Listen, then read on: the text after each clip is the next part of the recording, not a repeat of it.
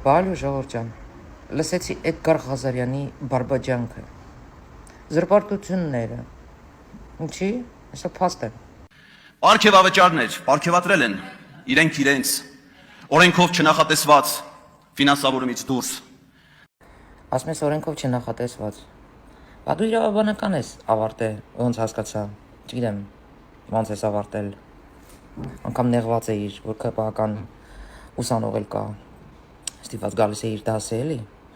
Հիմա մեծ հարց եմ քեզ ուզում տամ։ Օրենքով չնախատեսված պարգևավճարն ինչ է Իրանից ներկայացնում, իրավաբանորեն էլի մի հատ այդ բառը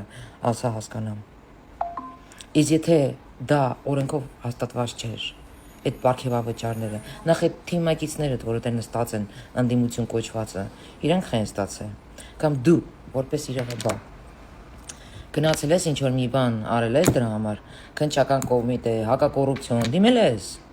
Ղազարյան։ Ձեռք են բերել տներ, առանձնատներ, տնավեր դարձնելով 100,000-ավոր մարդկանց։ Չեմ ուզում էլի վանգություն անեմ ստեղ եթերով, այդ հարց եմ ուզում քեզ տամ։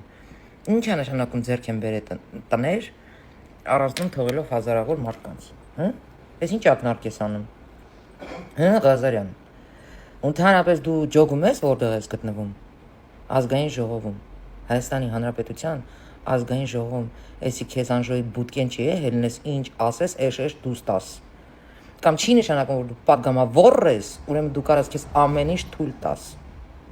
Ու թարգի ես կապիկությունը, ինչ կապիկություն արել եք, որպեսի հայտնվեք ազգային ժողովում, հայտնվեցիք հասակ ձեր նպատակին։ Հիմա ազգային ժողովում եք, թարգեք ես կապիկություն արա, սրտներս խառնում է, հենց ձեր ռոժը տեսնում ենք, ուզում ենք հետ տանք։ Ասում ես լավ չեմ։ Մենք էլ լավ չենք լինի, որտեղ մենք կորուստ ունենք, որտեղ այդ տղեն կարար բժիշկ դառնալ, մեր զինվորներին, վիրահատեր, կարող ես սակրավորների հետ ես, Ղազարյան, իսկ միգուցե մենք այլևս սակրավորի դի չենք ունենալու, դրա համար այդ տղեն չտարավ բժիշկ, քո երազած, ինչքան մարդ պետք է աննասուն լինի, նման թեմաներ, նման կերպ, նման դիշովի պադաչ, այ ասենց իշքան սրպապիղծ եք դուք,